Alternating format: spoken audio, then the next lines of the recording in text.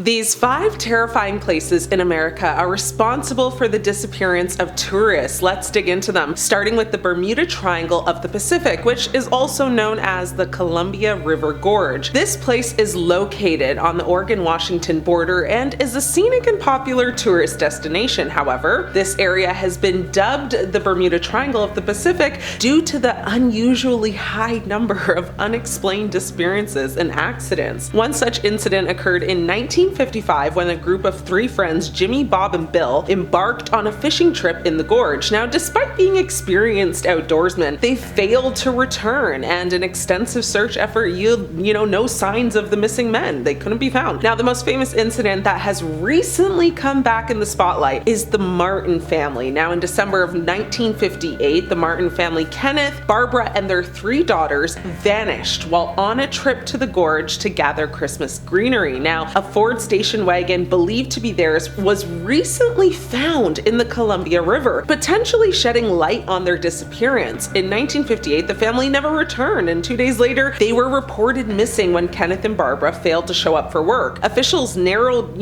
their search after learning that Ken had used a credit card, yes, they had them back then, to buy gas at a station near Cascade Locks, which is a small Columbia River community about 40 miles east of Portland. Now, police investigated their residence at approximately 11 p.m., searching for any signs of foul play. The house had been left undisturbed, though. A load of laundry was in the washing machine. Dishes from the previous day were left out on the drying rack in the kitchen. There was also a substantial amount of money in the Martins' bank accounts. Now, a Ford station wagon believed to be the Martins was recently found in the river, like no joke, a few months ago. So this is nearly 70 years later. A diver by the name of Archer Mayo discovered the vehicle, and officials believe it could be the same car the Martins were driving when they disappeared. After 2 days of dredging, a crane pulled the Ford station wagon from the river. But get this, no human remains were found in the vehicle. This is an insane cold case. The Columbia River Gorge's, unique geography with its steep cliffs and powerful currents may contribute to the high incidence of accidents. However, many believe that the area is cursed and that supernatural forces are at work. Pecos, New Mexico is up next. Now, this sleepy New Mexico town is known in the area for its numerous disappearances. Pecos is a seemingly normal village, an upcoming vacation destination amid the pine forests of New Mexico. Now, located just outside of Santa Fe near Pecos National Historical Park, this small town is typically quiet and very quaint, and yet this seemingly normal town is also the site of some pretty strange, disappearances. In 1998, a 71-year-old woman named Emma Tress was driving along a road near a local monastery for a retreat. That road, County Road 63A, ominously known to the locals as Camino del Diablo, was the last known location of Tress. When Emma left her home and was en route to the retreat, a retreat and place that she knew very well, she had traveled that exact route several times prior. The route to the monastery is well known and paved the entire way, and by her children's accounts, Emma was in excellent health and had no known mental issues or no known,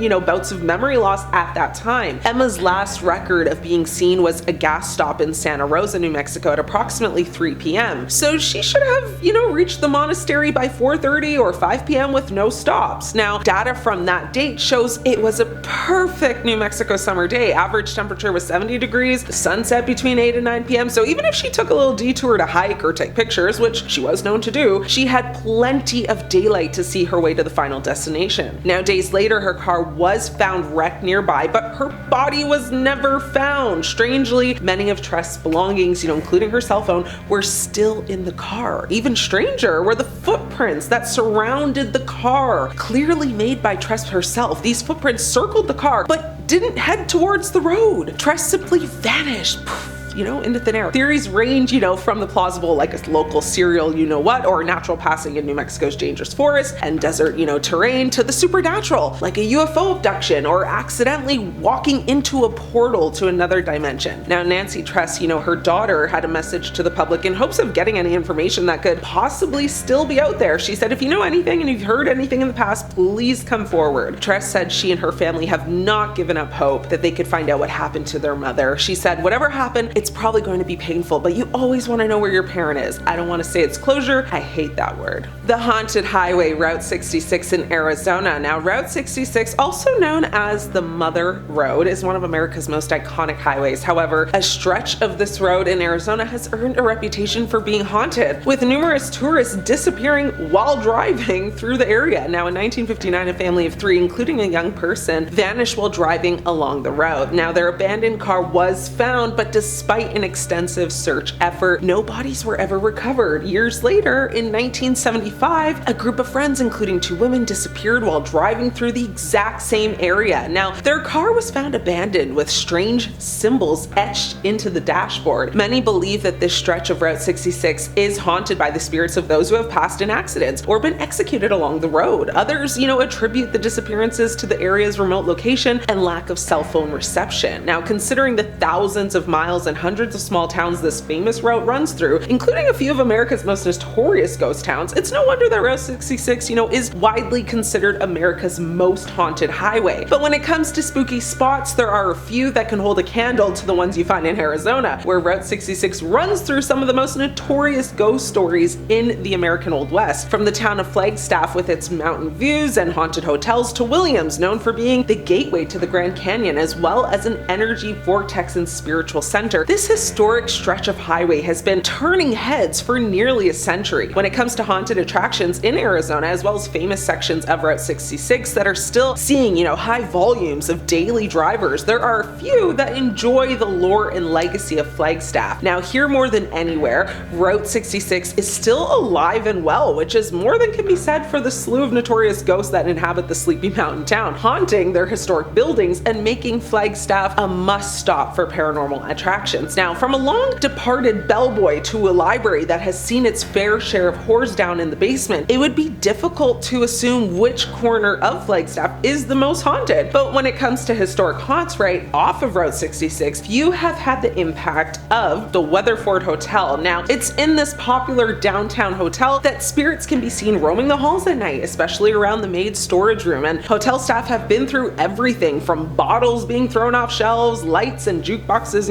coming on and in the middle of the night, and it just goes to show that when it comes to the strange and unusual, Route 66 Flagstaff has remained a touchstone, offering devilish delights alongside its outdoor attractions, world-class restaurants, and Old West history. Fourth on my list is Yosemite National Park in California. Now, in 1983, a family was exploring Summit Meadow off Glacier Road when one of the children discovered a severed hand and forearm. In spite of consistent searches from investigators, no other body parts were found, and authorities were unable to identify the victim or make progress on the case. Now, in 1988, a skull was found across the street from the site, but the Park Service still couldn't attach a name to the victim. It wasn't until 2022 that the Park Service, using DNA profile from the remains, named the victim, who was Patricia Hicks, a woman linked to a local cult leader who allegedly used LSD to weaken and disorient victims. Now, the man had been convicted of essaying women back in the 1980s, but disappeared before he was incarcerated. But according to a 2022 report by the San Francisco Gate and a 2022 episode of the ABC News show Wild Crime, investigators think the cult connection was incidental and that Hicks was actually unalived by the notorious serial person Henry Lee Lucas, who confessed to hundreds of slayings across the nation. Now, Lucas at the time of his arrest revealed details about the Summit Meadow crime scene that had not been released in the media. Now, still, the details that Lucas gave regarding the incident and victim were deemed,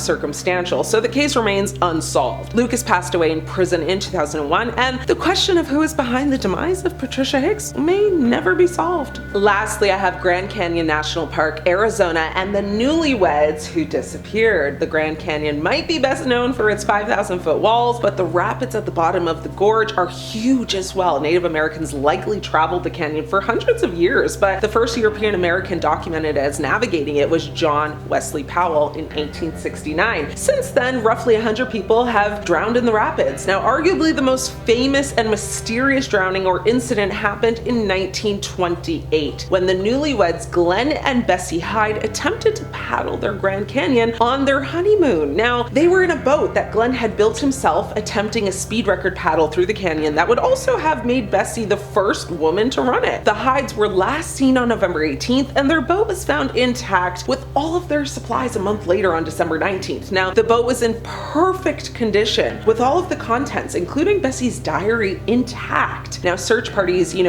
basically scoured the canyon, but their bodies were never found. It's possible and probable that the couple was washed out of the boat during one of the rapids and the vessel continued downstream without them. But Glenn and Bessie were both experienced rafters. A popular theory has emerged over the years that Bessie unalived her new husband somewhere deep in the canyon. Talk about a good honeymoon, eh? Another river runner, which is Emery Kolb, encountered the couple in the canyon and noted Bessie's hesitance to continue the journey and that they didn't have life jackets. In 1971, a woman named Elizabeth Cutler claimed to be Bessie Hyde, alleging that she attacked her husband during a fight with a sharp object and had been living a different life ever since. Cutler eventually denied the claim, and it was later rumored that the pioneering river runner Georgie Clark, the first woman to own a commercial rafting business in the Grand Canyon, was actually Bessie Hyde. Now, after Clark passed away in 1992, the Hyde's marriage license was found in her home, as well as a birth certificate identifying Clark as Bessie DeRoss, according to an account by North Arizona University. Now, DeRoss was her birth name. Why she changed her first name to Georgie is unknown. Georgie Clark was married twice and had a daughter who passed away in a bicycle accident. We don't have enough info to say, Clark was the Bessie who disappeared in the Grand Canyon, and some historians have discounted the idea. That's all I got for today. Are you familiar with any of these? Let me know what you think. Thanks for watching.